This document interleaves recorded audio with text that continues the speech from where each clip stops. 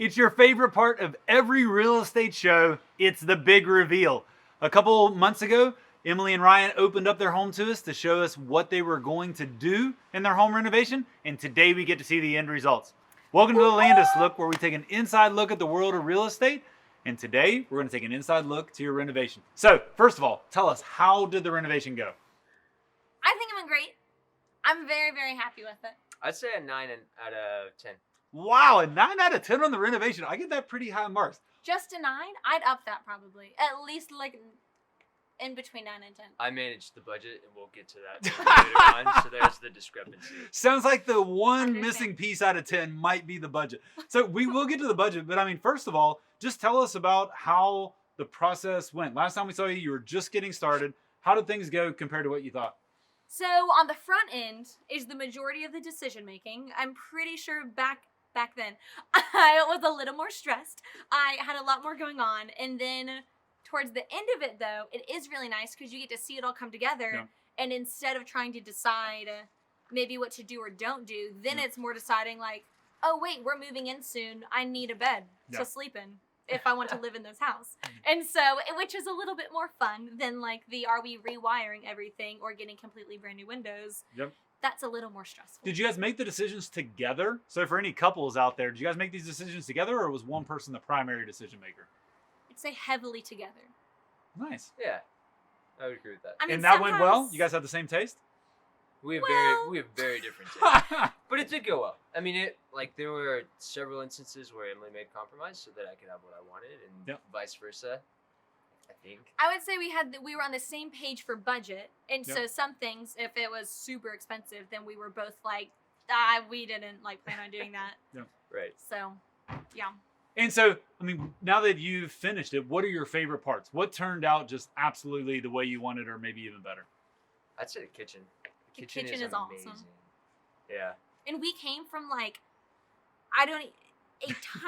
tiny box, and now we're like, oh my gosh, there's this countertop and all these drawers. Yeah, we probably had Quality of life. We probably had 750 square feet before. In the house. In the entire. In our entire yes. place. Yes. Yeah, it's like the size of the current kitchen. I mean, it's amazing. I have to like go walk to Emily if I need her for something. Whereas before, you just lift your head up. You're here. You've been here all day. Yeah. But I love the kitchen, and I think the living room, before the way they had it, it was a little bit hard to see the vision. Yep. And so now we've kind of like put some stuff that we really like in it, and it's just really cozy. How long did the whole thing take? 7 weeks to move in. And then some change. Like he was actually just here a few days ago kind of finishing some things, which was nice because most of the time you buy a house and then you move in, and if anything happens, you're like, well, dang, I hope I have a home warranty. Like it's kind of a home ownership at that point. But a lot of the stuff, like there are a few things and we'd be like, hey, Mario, like why isn't this working or what's happening? He's like, oh yeah, I can come fix that. Yeah. It's like, great. I think we closed on 9/1. He started on 9/6. We moved in on 10/19 or 10/20. I mean, that is an amazing timeline. That is so great. I mean, so great. Yeah. What advice would you give to someone who was thinking about doing the same thing after you've done it now? My advice would be set aside. I mean, all numbers are going to be different. I think 20,000 is like a really safe number. Have that on standby, because something will go wrong. Yep. And the worst is when you've already decided, once they start ripping open walls, like you're committed. You can't stop doing it. Right. And if something bad happens, you need to have the buffer to do that. So like maybe that means your decorating budget isn't as high. Yep. And maybe it means that, you don't get the fancy appliances. But like and everyone's safety net is going to look different, right? Yep. 20,000, that's just kind of a spitball number. But having whatever you and your family are comfortable with, having that set aside, because you probably will have to dip into it, and it won't hurt as bad if you're expecting it, as opposed to not. Love it. Ryan, what would you say? I would say don't skip the minutia when you plan for it. So, like when, for instance, just one example, in the kitchen, the recessed lighting in the ceiling was in a scattered pattern that made almost no sense. And frankly didn't look good. Yep. And so we were in there, and we had never thought about looking up and being like, well, we knew the ceiling needed to be adjusted, but we didn't know that the recessed lights might need to be adjusted. And so it was like, there's 8 in there. $50 to $100 a piece, whatever your contract, and like Yeah. that was an unexpected cost. Right. So it's like when you do this, you need to meet with your contractor and write down everything. You cannot skip any of the minutia, or else you're gonna under budget. Yep.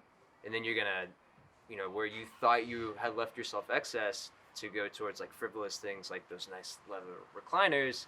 now it's moving recessed lighting in your kitchen, which is not a sexy fix. Yeah. So You're not nearly as excited to spend that money Right. as you are to click the purchase button on that fancy couch or something. Right. Yeah, so the planning up front so that you have as few surprises as possible and come as close to budget as possible, which, I mean, if there's anything that I have seen from construction is, I mean, you do have to plan for contingencies. I mean, to come in on budget and on time, boy, that is a tall order, right? I mean, that is a tall order. And so you need to plan for that, but that can help minimize the issues that you have. Well, thanks for opening up your house to us. I mean, it turned out absolutely amazing. I'm super impressed with how quickly it went and how great it's turned out. I know y'all are happy about it. And everyone, if you think, hey, maybe I would want to renovate a house, maybe I want to buy a house and renovate it, or if you want to renovate the current one, we'd be happy to answer your questions. Just drop us a message and we'll get back with you and we can talk about your situation. Thanks again, guys. We really appreciate it. The house looks awesome. And Of congrats. course. Thank you.